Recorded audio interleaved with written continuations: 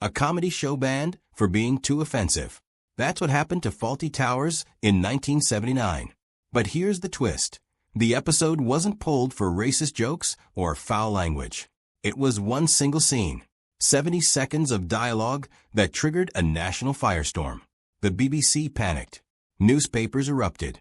And the episode disappeared for decades. What exactly did the characters say? And why does this forgotten moment still sting today? Stick around to understand how one scene nearly destroyed TV's most perfect sitcom.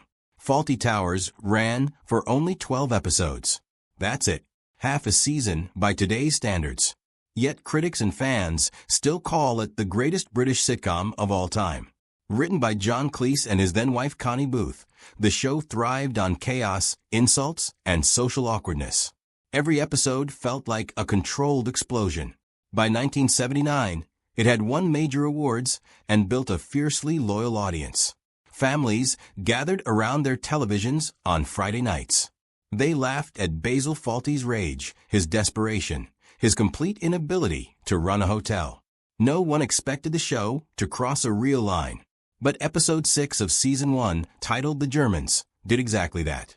Here's a question for you. Have you ever laughed at something and then immediately felt guilty? That's what happened to millions of British viewers. The scene in question takes place in the hotel dining room.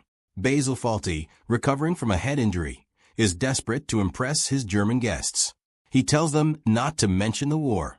Then he does the exact opposite. He begins performing a strange, stiff-legged walk. But it's not just any walk. He mimics a certain mustached dictator from World War II. He marches. He salutes. He shouts Sieg Heil in a terrible German accent. The studio audience laughed loudly. They thought it was classic Basil, a fool embarrassing himself. The BBC censors, however, did not laugh. Within days, complaints flooded the BBC switchboard. Jewish groups issued public statements demanding action. National newspapers ran angry headlines calling the scene sick and disgraceful. One columnist wrote that the show had disrespected every family who lost loved ones to the Nazis. The BBC had a decision to make. They could defend the scene as satire.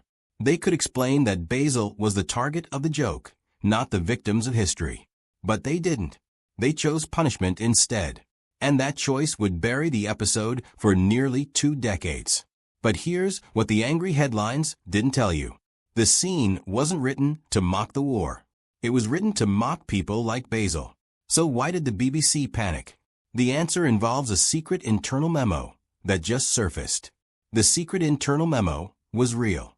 Dated September 26, 1979, 2 days after the broadcast, it warned BBC executives of something worse than public outrage. The memo stated that if the Germans aired again, the network could face legal action from Jewish organizations. But here's what the memo didn't say. No lawsuit was ever filed. No formal legal threat arrived. The BBC acted on fear, not facts. On September 24, 1979, BBC Two aired the episode at 9 p.m. Families watched. Critics took notes. And within hours, the switchboard exploded. The controversial scene lasts barely over a minute. Basil Fawlty, staggering from a head injury, tells German tourists, "Don't mention the war." Then he mentions it. He clicks his heels. He raises his arm in the forbidden salute. He shouts Sieg Heil 3 times. The studio audience erupts in laughter. But at home, viewers felt sick. The British public still carried fresh memories of World War II. Many had lost parents, siblings, or homes to Nazi bombs. Seeing a beloved character mock that horror felt like betrayal. The BBC apologized within 48 hours. They pulled the episode from all future reruns. John Cleese defended the scene, arguing that satire exposes evil by making fun of it. But the BBC wasn't listening. They wanted the episode buried. Have you ever watched something that made you deeply uncomfortable, yet you couldn't look away? That's the strange power of forbidden comedy. The BBC's decision seemed final. The episode would never air again. But here's what no one knew at the time. A single copy survived, hidden in a vault.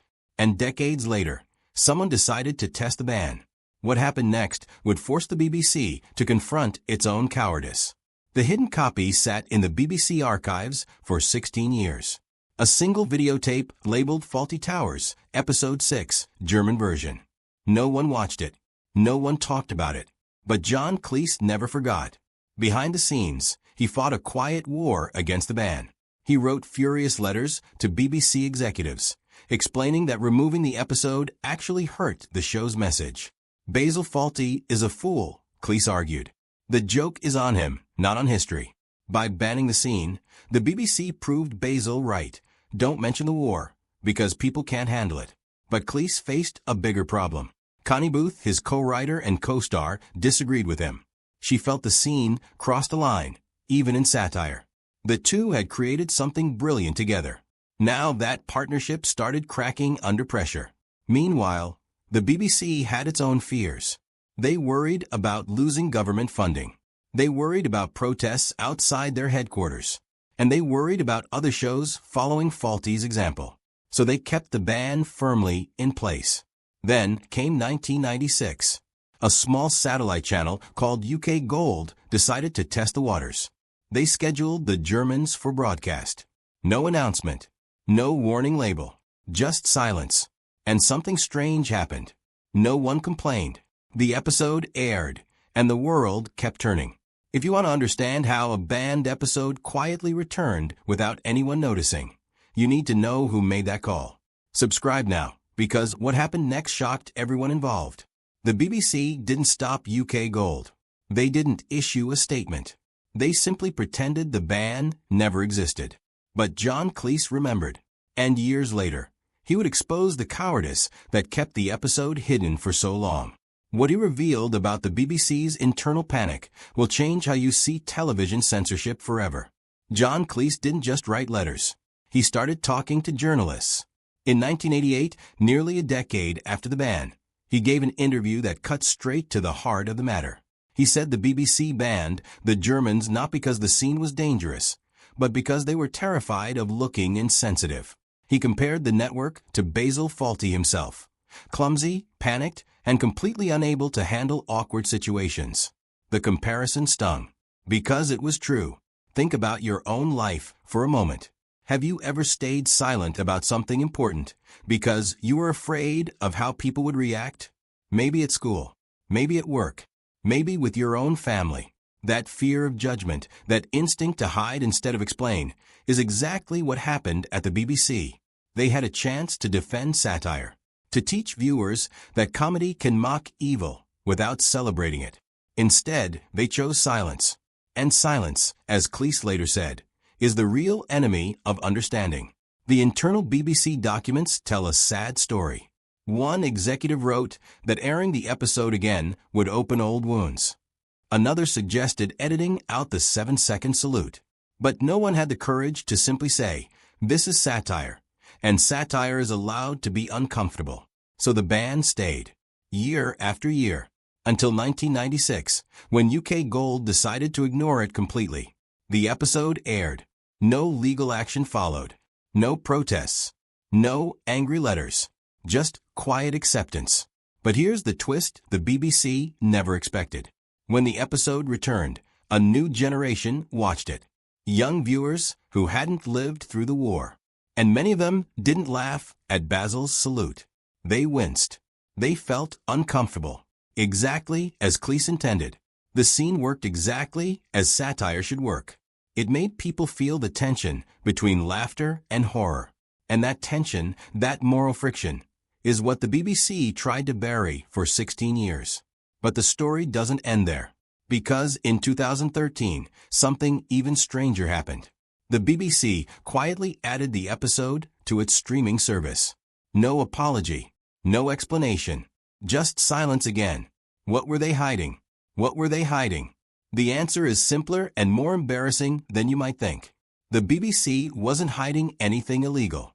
They were hiding their own mistake.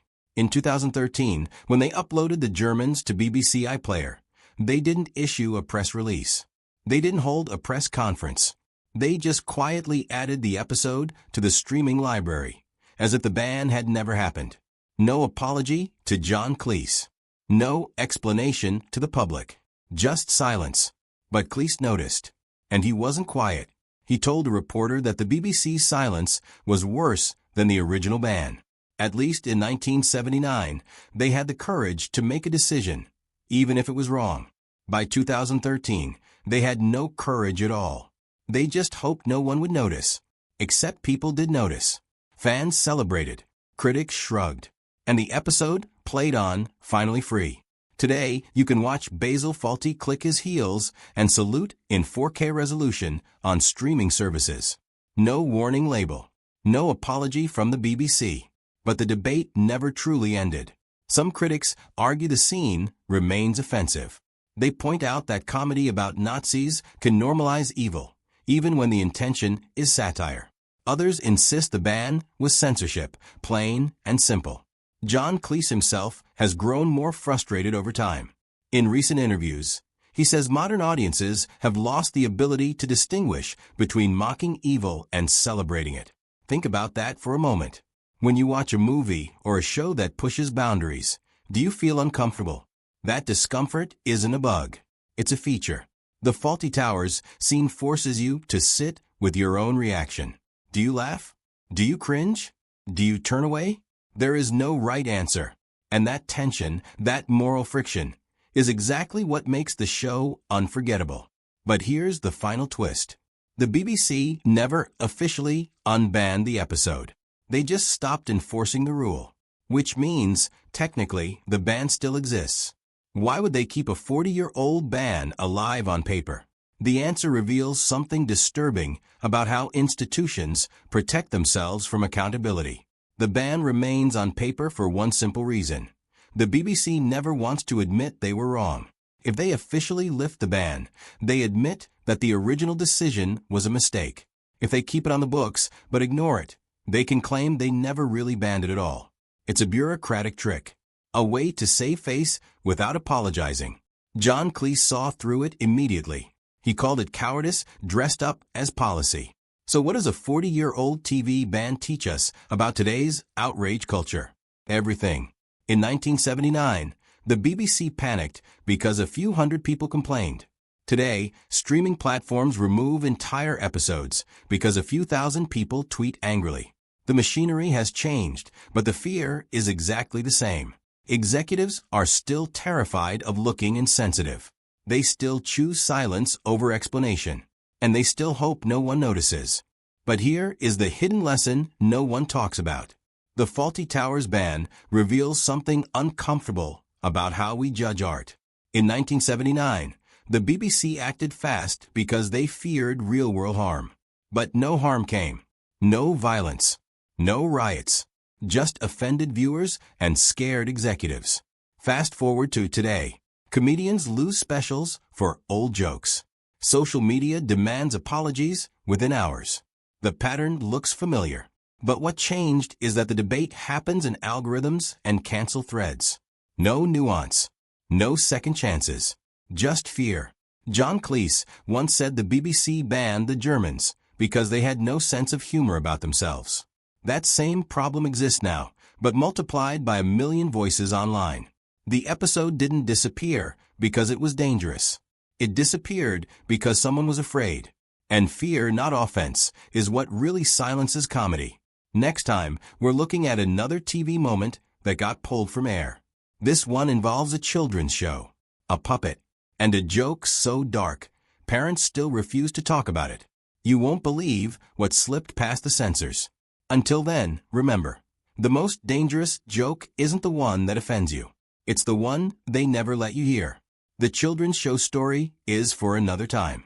But the Fawlty Towers lesson applies to it too. Here is what the hidden lesson actually teaches us. The BBC didn't ban the Germans because the scene was dangerous. They banned it because they were afraid of looking like they didn't care. That's the secret. Institutions don't protect audiences. They protect themselves. Think about the difference between 1979 and today. In 1979, the debate happened in newspapers and parliament. People argued face to face. Editors wrote long columns explaining both sides. Viewers wrote letters that took days to arrive. There was time to think, Time to discuss. Time to change your mind. Today, the debate happens in seconds. A clip goes viral. The outrage explodes. Platforms delete the content before anyone can even watch it. No discussion. No nuance. Just deletion. John Cleese saw this coming decades ago. He warned that if we punish every uncomfortable joke, we stop telling jokes altogether. And when we stop telling jokes, we lose the ability to laugh at ourselves. That might sound small, but it's not. Societies that can't laugh at themselves become brittle. They break easily. They punish honest mistakes. They silence awkward questions. Sound familiar? The Fawlty Towers ban was wrong, but it was also small. One episode, one scene, 70 seconds. Today, entire careers disappear overnight. Streaming platforms remove dozens of episodes at once. The scale has changed, and so has the fear. In 1979, the BBC worried about a few hundred complaints. Today, platforms worry about algorithms flagging content as hate speech before any human even watches it. The machine doesn't understand satire. It doesn't understand context. It just deletes. Here is the truth that no one wants to say out loud. The real danger isn't offensive comedy. The real danger is a world where comedy is so safe that it means nothing. Where every joke is approved by a committee. Where every scene is tested by focus groups. That world already exists. And Fawlty Towers wouldn't survive in it.